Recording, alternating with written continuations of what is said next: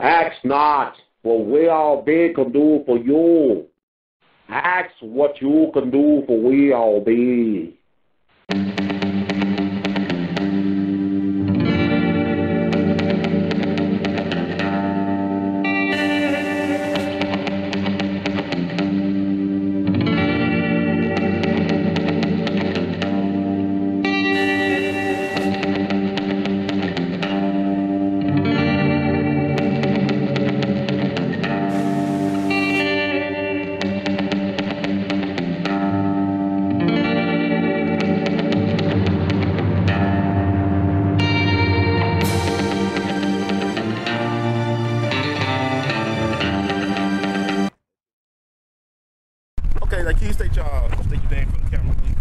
My name's Terry Taylor. I'm a third-year PhD student at the Brown School of Social Work in Washington University in St. Louis. I'm Maxine Davis. I'm a second-year PhD student in social work at Washington University. So what brings y'all out here? Why y'all out here protesting? Well, we want to see justice served, and you know, if you don't, closed mouths don't get fed, so you got to fight what you believe in. We're standing in solidarity with the Brown family for their loss, and I send my condolences to them for the loss of their son, especially at such a young age. We understand the value of that person and that family, and the loss of income that has happened, the loss of life that has happened, and what impact that has on that family. So a lot of people that's not from her, Midwest Queen, they don't know what's going on because people hear the word Ferguson, but they also say St. Louis. So can y'all break it down? Is Ferguson St. Louis or is St. Louis Ferguson? Well, it's a little bit of both. So St. Louis is kind of divided into two areas. So you have St. Louis County and St. Louis City. So where Ferguson is, where we are right now, we're in St. Louis County, which is a municipality within St. Louis County. And essentially, that's all there really is to it. What happened was that, unfortunately, a young man lost his life to law enforcement, and we want answers. That's what the community is looking for. We're looking for answers, and we're looking for a sustainable solution to help prevent this from ever happening again, because this is not right, and we need justice. What happened to Mike Brown is representative of what happens to black folks every day throughout the United States. USA Today put out a report based on data collected by the FBI through individual police departments stating that 1 to 2 black folks per week get killed by a white police officer. And that's conservative because it's based on police department's own collection of data, and that may be biased on the small end. That's incredible. So police brutality is a problem. Absolutely, absolutely. I've been a witness to police brutality firsthand, and it's been televised and recorded, and still we still have this problem. It's unfortunate because it's very problematic, but not every police officer is a bad and dirty cop, though. So we have to acknowledge that that we need change and we need to look for answers. So I think one of the best solutions for this is just to have cameras on police officers, cameras and microphones. I mean, what we're doing right now, we have the technology, we can put it in the budget. I think that would greatly decrease these incidents because we'll just have the evidence. Well, is there a high conviction rate for police brutality cases? Y'all know any case where a cop went to jail for severely beating up somebody or killing somebody while in custody or attempting to gain custody? I don't want to lie. I don't know offhand, honestly. I don't know any statistics or reports on how many convictions there are. And I agree with Harry that we need policy changes that would, for example, make sure that every police car and a police officer has a camera on body. However, I think we have a greater obligation to address the racism occurring in our nation on a daily basis. I think the solution to racism begins to happen when white families have discussions with their children about what white privilege is and what systematic oppression is. It's not until then that we can address racism as a whole. As I've been saying all along, racism is not eliminated overnight. It doesn't happen after one protest or after one march. It occurs over generations because family members teach their children values either directly, indirectly, purposefully, or unknowingly. We pass down judgments about people. One recent research article stated that after interviewing a few hundred white children, only 14% of those kids could actually say that their parents liked black people. And to further piggyback off of Maxine's point, you know, racism isn't going to be fixed overnight. It took 250 years. We had 250 years of slavery, and now we have 40 plus years of Jim Crow. And, you know, a lot of people say that this is a post-racial society. Not at all. This is just one example of how racism and racist policies function. And, you know, a lot of time, in some ways, the looting and the burglaring and what's going on is a response to that. People are fed up, and they have a right to be fed up because they're not achieving the American dream, which was promised to everyone. You know, and from the beginning, it's been like that. So let's act like let's not like America's been the perfect place from day one. It's always been corrupt. It's always had its issues. And we need to fight to continue to make sure that America is a more perfect union that it can be. Harry has a great point about being sold an American dream that is infeasible for black people. Statistics are important in this case because people often don't deny data. Usually if it's collected in a methodological way and from a reputable researcher, we can rely on that. And the data tells us that even that a black person with the same amount of education, same number and type of degrees, has to have 7 years more field experience in that area to get the same pay as his white counterpart. There's a problem when that's what we have in 2014, where I still, as a black woman, have to have more experience and more degrees than my white sister to get the same pay and same position within a company. Let me ask y'all this: can black folks get justice under a system of white supremacy racism? Can black folks actually get real justice? Here we go. Yeah, our social workers and stuff. Yeah. I don't, you know. So first of all, that's a great question. That was a great question. No, I don't believe we can. But that's what needs to change. We need to fix the hegemony that is in place. We need to pitch the power structures that are in place so that we can prevent racism from happening again. And it's not only, you know, racism is a facet of also economic injustice. It's a facet of housing injustice. It's a facet of health and a facet of economic well-being. I think I said that already though. But yeah, it's a lot of different, and you know, and then also law enforcement and policies are in place.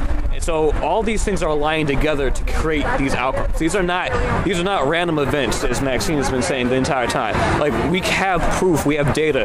Like, researchers all around the country, look at David Williams' research, for example, who does all types of health disparities, and he's proven that like you have certain pockets in American society where you have much worse health outcomes and violence outcomes, all because it's a systemic oppression. It's the most, and unfortunately Ferguson is the next example of that. But as Dr. Jackson, Reverend Jesse Jackson stated earlier today, there's Fergusons all around the country. They're just waiting to erupt. And unfortunately, this was just kind of the martyr for today. But, you know, if nothing's changed, you almost guarantee a year or two from now we're going to hear this just again.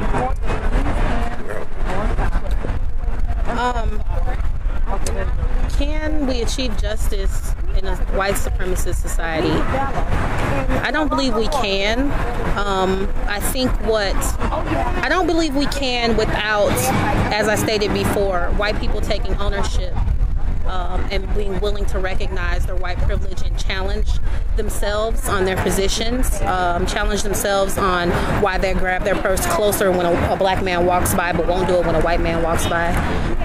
Those type of microaggressions occur at all levels within our society.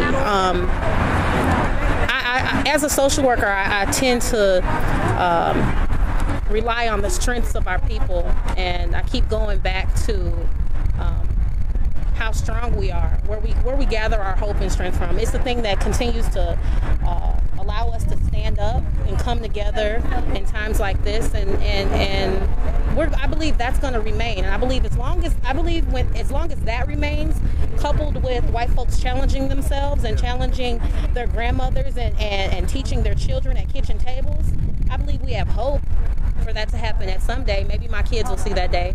I have two young black boys, and I'm fearful for them. I'm fearful for myself in the society that we live in right now. But I have hope in the human spirit, and I definitely have hope in black people that will continue to come together peacefully and purposefully to address injustice that is happening towards us. We've always been able to do that. We're resilient people. We've been able to just continue to rely on God as our strength. We've been able to continue to rely on each other to come together to support one another. And I believe that voice is so valuable. Well, I mean, I just like the country haven't heard of Ferguson until like a week ago, or St. Louis, and issues like that. I didn't hear about Ferguson. Y'all here, right? I'm right here, yeah. But my thing is this: like, they looking at the young people looting, and like people talking about it was justified bringing in a militarized police force, whereas you contrast it with the Clive Bundy Ranch situation out in Nevada, where they were actually importing guns at federal agents and whatnot, and yet they was not, hit with a SWAT or military team of police. That's racism at the most basic level. If you get anything from this conversation, racism is when white people can do something and get away with it, and minorities can do something else, the exact same thing actually, and not get away with it. At the most basic level, that's all it is. It's exactly, that's white privilege. If the late Michael Brown was a white male, this would have been wrapped up, I feel like, a long time ago. It wouldn't even happen, yeah. Because that officer would never have done what he did. He would have talked to he should have done what he should have done, which is talk to him and have a reasonable conversation and not shoot or be aggressive. That's all we're asking. I'm not saying, so I know this might come up like, oh, you guys are so anti-white. No, we're not anti-white. We just want justice. We want equality. We want the same rights and freedoms that everyone else has. That's it. Like, we're not asking for a handout. We're not asking for anything else. We just want a fair opportunity. That's it. It is so disheartening when I think about what happens in my neighborhood. And I graduated from Normandy, which is right down the street from Ferguson. I grew up in North City, so I'm familiar with the area. I'm familiar with how the police abuse their power towards black folks in the St. Louis area. I think the most gut-wrenching feeling is that this is not Gaza, it's not Iraq, but you almost feel that you're in a war zone because you're being systematically targeted. It's a genocide when black men are being targeted by the police unfairly and unjustly, and it is nothing but white privilege that allows a white man to do something. It's nothing but white privilege that allows a man to go into a theater and shoot up people and walk out and get in the backseat of a police car handcuffed, but Mike Brown can't jaywalk without being killed. That's incredible what y'all said. I know I'm from Memphis, and we got an interesting Memphis police department down there. They have actually 23 black folks have died under mysterious circumstances in the custody of police in Memphis over a 2-year period. I don't know why we haven't had a riot yet. I don't know. It is, but even when I was going to school at WashU undergrad, I was hearing about police killing somebody a week at least. I remember when Cincinnati had that riot. I thought St. Louis was going to blow up around that time. They were killing black folks a week. I remember when sister, she was in our apartment, and they raided the wrong house, and they shot her in front of her kids. She just had like a phone. They thought it was a gun. So I'm saying, like, how much black folks got to be resilient and take? Yeah. What is the real solution? Because we keep on going. Even this month alone, you had several black people getting killed by the police. You even had that brother down in Tulsa getting killed by those cop parents. He was dating a white girl. So what's going to take for us to get around in 2014? This madness. Another fantastic question. Time, effort, resilience, the things we've been saying from day one. And, I heard a while back from I'm 27 years old, graduated from Howard University. Some of my friends are like, oh, those taxes don't work anymore, those taxes. No, they do. They do. Because they work because they make you feel uncomfortable. That's what we gotta do. We got to shake people to the core, to the point that it just changes their consciousness. We have to change their behaviors. We have to change their well-being. We have to make them understand what it's like to be a black person in America. And that's tricky though, because like in some regards, that's what oppression is. Like in some regards, I'll never be able to fully understand what it's like to be anyone else for myself, because I only have my lived experience. But we have to force people to push themselves to see the other perspective, the other side. And I really do think social media is great for that. I think people just being active, and it doesn't take a lot.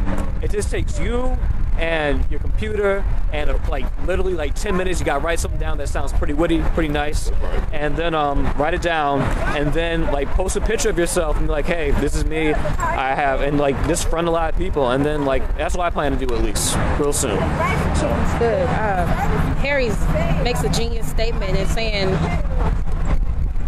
when you become uncomfortable, you become powerful. And I really want to encourage our white allies to continue to challenge people who are on the borderline. The extremists, we're always going to have those. Right. It'll take a miracle from God to change people like that. But our everyday friends who might not even realize how they benefit from white privilege, challenging them on that, educating them on that. This is about informal education, and I honestly believe that begins with parents and their roles. Parents are our children's first teachers, and we cannot rely on the formal education system to teach our children about systematic oppression and about racism and about genocide against black men. We can't rely on our history classes to do that, because we got only 1 month and 3 paragraphs. So any history book for that. Exactly. So I believe when that fails us, I mean, hopefully one day that will change. But until then, I believe we hold the power in our hands and in our voices by becoming uncomfortable and teaching our children about what's going on and what the reality of the United States of America is. And again, that's not to say we're anti-white. Right. We're not. Right. We're really not. Right. It's just that you have to understand your privilege. And everyone has power. That's the first and foremost thing as well that Maxine was talking about. Like, we all have power to make a change. It's your choice to what you do with that power, though. And again, the key is it's all coming together to form a critical core and a mass core that's big enough to really shape consciousness, and then shift people's paradigms and shape their agendas so that they realize, like, hey, this is a problem. And when we can get them to see how we see things, then true change will start to happen. I'm glad you said something about Black History Month. I always tell people that August is Black History Month. It's Black August. Today is the birthday of Marcus Mosiah Garvey. Marcus Garvey was born today, back in 1887, probably the greatest black mass leader we ever had. And he had some solutions, and they stopped him. So how can you deal with a system that you try to be solution-oriented, and they stop you? They did. That's also because he joined up with the KKK towards the end. Well, I would look at it this way. The FBI was founded on taking out Marcus Garvey. I would say that Marcus Garvey was the first victim of COINTELPRO. The FBI hired the first black FBI agent, Agent 800, to befriend Marcus Garvey and to undermine the movement. And J. Edgar Hoover built the FBI on destroying Marcus Garvey, not all for public enemies as the popular narrative goes, destroying a black man who had a master plan for his people, because Marcus Garvey didn't have no social media, he had no Twitter, he had no Facebook, but he had millions of black folks throughout the diaspora listening to what the brother had to say. So I think we got to revisit that. But I'm saying every time we try to do for self, you see Tulsa, Oklahoma, Black Wall Street, you see Rosewood, you see Wilmington, North Carolina, 1898, you see what happened in East St. Louis, 1917. First race riots. Right, Red Summer 1919. This will be the 59th anniversary of Emmett Till getting killed this month. So they love to kill black people in the month of August. They killed George Jackson and his brother in the month of August. Nat Turner has an insurrection in the month of August. This is black history. This is where black folks come alive. Okay, but I want to get y'all, black faces in high places. Yeah. Okay, we got a couple of those. And, we got a black president, black attorney general, and a black guy leading whatever he is doing over here. I want to get y'all take on that. Y'all social workers, is it working? This is a black experiment working. Nah. It's not working. Well, I hate it when people say we're post-racial. Okay. Because that makes people colorblind. Mm-hmm. When you're colorblind, you're comfortable because it's like everyone's equal, everyone's the same. It's like pretending like there's no head starts here, right. that there's no systematic differences in wealth accumulation across the lifespan, and we know these differences exist. There's tons of data on this. Let's not act like this is something new, like this race problem. Du Bois wrote about this in, his famous book, Souls of Black Folk. Yeah. Mm-hmm. He said the color of the 20th century is going to be the problem of the color line, the problem of the race line. It still is. That's going to be the problem of the 21st century too, until we really start looking at ourselves. And I don't think. I mean, I'm not. Symbolically, I love what they represent. Because it does represent progress on some level. Mm-hmm. The fact that we do have a black president. I was born in '87, and I still didn't think. I remember when Barack Obama first came to Howard, and I was like, guys, it's not gonna happen. You guys are too happy. I'm the realist here. I was in a philosophy class too that time, and I had a friend of mine. He just looked at me like, you are so morbid right now. It's depressing me. And I was like, it's not going to happen. We're not going to have a black president. I'm not sure why I'm getting your hypes up. And sure enough, if I bet some money, I'll be SOL. But so I like what they represent, but it's not enough. Okay.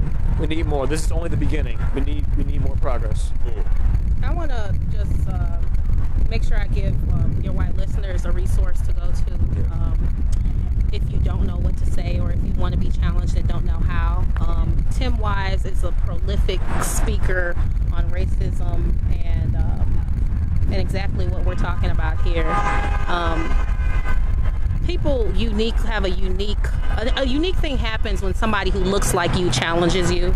Yes. I study partner violence, and I don't believe violence against women will truly end until men challenge men about their abuse towards women.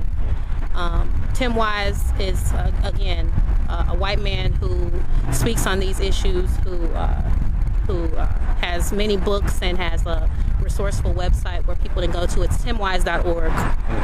If you want to be challenged or you want the information and tools to teach your children about what's going on in 2014 and the race problems we have in America. Excellent. I'm gonna ask y'all. I could spend all day with y'all. Y'all very smart, insightful young people. I want to ask y'all about the young people. Dr. King once said that riots are the language of the unheard. And I'm looking at the young people. I look at the young people that sag their pants. A lot of us are afraid of the younger people. Like it's like a Frankenstein thing. Like you Dr. Frankenstein, you create these monsters. You created Frankenstein, but you want to own up to creating it. But what can we really do with the young people? I mean, they start to get frustrated because they look at the cycle of poverty, of racism, of police brutality, and they look at the lack of jobs, lack of opportunity in the places where they live. What can we do about the young people? What can we, what's the issue? I got something right off the bat.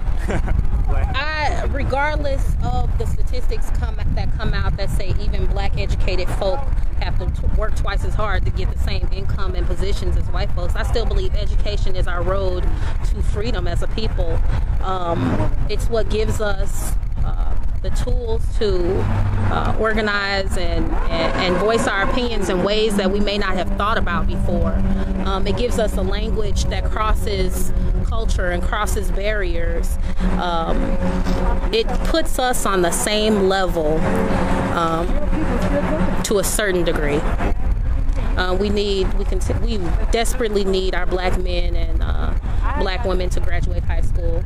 We desperately need them to be prepared to make it into a position of power where their voices can be heard and where their lived experiences of racism can be heard. And we need our people's reading levels to match their grade levels. We need that to happen simply to prevent them from entering into incarceration. So I want to encourage young people to pursue their education. We have genius minds, and if they don't pursue education, it may be lost. I think, so I'm a gerontologist, and I believe in intergenerational relationships. I believe in the young folks learning from the old and the old folks learning from the young, because I think that's how you make a very cohesive community. I think I think the art of storytelling is something that we lost, and being able to just tell about these systematic injustices and how to work together just to really, again, form a cohesive unit in a community. And another thing about young folks, I would say, is education as well. I got to piggyback Maxine. That is crucial to really survive in today's world. Like, I think this having an education is key because, you know, you can strip away everything you have in life. No one can ever take away your knowledge. Knowledge is truly power, and if you have knowledge yourself, you become empowered. You become empowered so much you don't even realize it, because like your behaviors change, the way you think about things changes. So I encourage people to travel. I encourage people to even like get outside the United States, see something different, hear someone else's opinion, like talk to people, have an open mind, and but also have a plan. I think that is crucial. If you fail to plan, you plan to fail. And having a plan and knowing what you want to do, what drives you, what motivates you for the young people. And then, again, hooking up with those old people so that we can all work together and just so that we can work out our differences as well. Yeah, it's interesting. I want to get y'all take on what education is, because Malcolm X said something that I think was very brilliant. He said, anybody let their enemy be the primary educator of their children is a fool. If you let your enemy be the primary educator of your children, is that really an education or is that indoctrination? I mean, I look at the fact that we got, yes, a black president, that you look at a lot of HBCUs are losing money. Yes. And they losing power. I mean, you think of some of the great, you name the top 100 black people of all time from the last century, most of them got ties to HBCUs. But those HBCUs are disappearing. So what's going on with black folks to think that, hey, we don't need to control our education or our institutions? What's happening? Yeah, no, so I think a lot of it is believing that we don't need them anymore. And I hate to say it's that simple of a solution, but I think people, again, believe that everything's fixed and there's no issues anymore. So it's like, oh, I can go to a white school now, so it's gonna be fine. And you know, I'm from Ann Arbor, Michigan. Ann Arbor, Michigan's like a very diverse community. I went to high school with a lot of white friends, a lot of Asian friends. But I went to Howard University because I had to inform my own identity. I knew that I wasn't going to be able to get that University of Michigan. I got in no problems. In fact, my parents are faculty there, so they're PhD professors there. And I could have easily just roomed with them and had an easy life. But I was like, let me go to Howard, let me challenge myself, let me like really figure out what it means to be a black person in America. And that's what I learned how to do. I had my own racial issues I had to deal with because just being honest and vulnerable with y'all right now. That's the value of HBCUs, especially for a lot of black kids coming from the suburbs that aren't familiar with these types of things. I wouldn't be here right now, talking to you right now if I didn't go to Howard. Okay. Because that's what really helped push me to be like, no, yeah, you gotta fight for what you believe in. Do you should have another question or something? Oh, Harry did such a great job. Okay. Well, it's interesting you say that because I'm very big into the civil rights movement history. I got a lot of friends out who are veterans, and they talk about the Howard Mafia. Yeah, buddy. Stokely. I got a friend down in Cleveland. She called him Stokely Star Michael. Yeah. But the thing about it was that a lot of them guys came down there with a type of superior attitude. Ooh. And they would turn off a lot of the local folks. Not everybody, but a lot of them did. And Stokely was one of them guys, but I give him his props. But the thing about it is, I think that people don't understand is the fact that so many folks who were involved in the movement were not the ones mainly getting killed. It was the folks that were not involved. Yes. Like Mike Brown, I would not call him, may he rest in peace. I don't think he was no activist. I don't think Emmett Till was an activist. No. There's a lot of folks that got killed who had nothing to do with the movement. But yeah, everybody benefits from the movement. They became martyrs, unfortunately. Right. And I agree with you. They did benefit from the movement. We unfortunately, in a lot of ways, we are benefiting from these tragic situations, but that's also a way how to do it. That's a way to process grief and loss. That's how the community. This is how we're expressing our grief of our loss. This is how we're expressing our anger and our frustration with the system. I mean, I'll be lying to you if I say I hadn't teared up a few times over the past few days because this is depressing to me. To think that I was Mike Brown literally 9 years ago. This could happen to anyone. And I know it's unfortunate that in 2014 we have to think about these circumstances. It's unfortunate that when I have my children, I'm going to have to train them to be like, look, this is the way you handle the police officers. You just do whatever they say and don't question them. And I just don't want anything bad to happen to you. I want you to get hurt. So just do what they say, call me up, and we'll pay for bail or whatever, but just let me know. And it's unfortunate. I was thinking about something.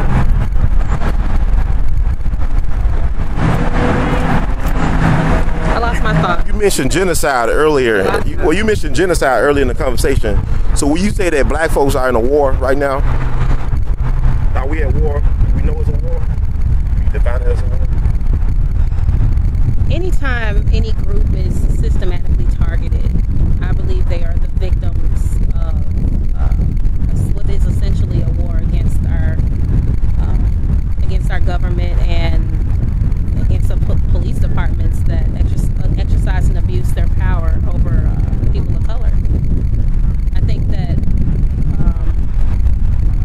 because we see black men and particularly so disproportionately killed by white officers, that in itself should define a genocide, because they're being targeted based on the color of their skin. You never hear about black cop. You ever heard about black cops shooting a white kid? You ever heard about that? No. Not even accidentally, right? No, of course not. Why is that? Well, I think we know, but well, again, racism, oppression, it just wouldn't happen. You never hear about that type of news story, and I don't think you ever will, because that's, again, how we structure our society. It's definitely okay, it seems like now, like for a white officer to shoot even a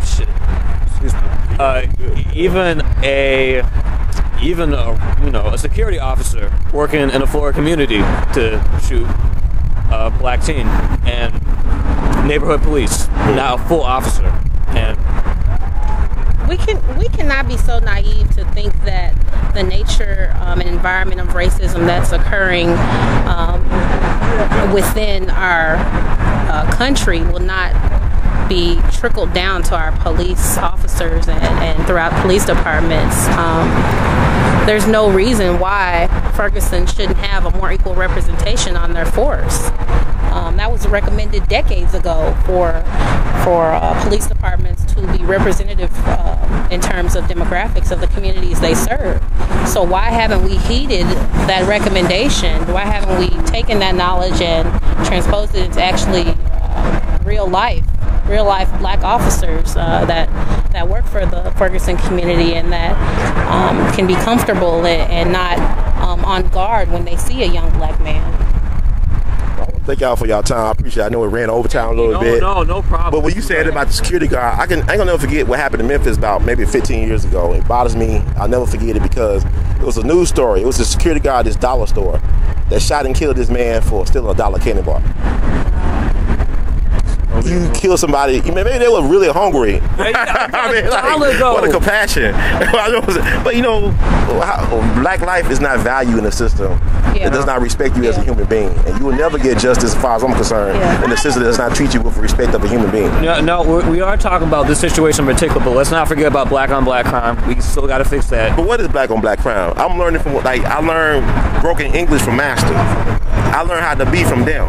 Black crime be replicating what they already been doing to you systematically for decades and centuries. Yeah. So it's really black crime. Who killed Italians in Italy? Who killed Italians in Italy?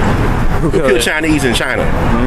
You see what I'm saying? Like, you kill where you live. Like a lot of crimes committed against you normally by people that you know are aware of you on the same demographic or neighborhood.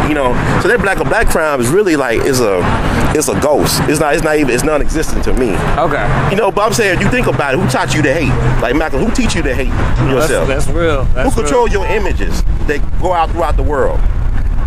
We have to do a better job of protecting our own images and still promoting our own images. And what you're doing right now is a great example of that. Having your own independent news source and really talking to people and getting a people's perspective, not just like a leader's perspective, because that's what we do in America. That's what history is. Right. History is the history of winners. It's not a people's perspective. Right. I mean, even if you look at opinion polls of Dr. King back in the day, he was very unpopular, especially when we went on the war on poverty. People were not behind him like we believe they were. So let's be clear, just do your homework and read stuff for yourself and really dig. That's right. Any closing thoughts? I mean, anything? Oh, I got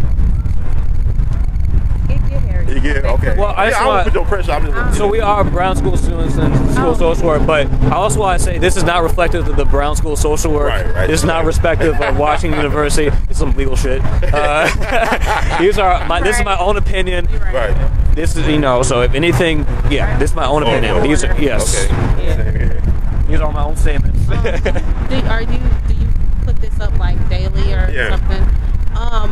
Any Washington University students who want to join up with other WashU students who are out here and active in the community efforts of volunteerism or protest can find the Facebook group Woostel Students for Justice. That's what. Both members. Yeah, we're both members of that group, and you can find out where we'll be in the coming weeks and around this issue and around bringing justice to our community. Thank y'all once again. This is very fascinating. This is very food for thought. And the words of that great Washingtonian Duke Ellington, we love you all madly and keep on doing what y'all doing. Thank you.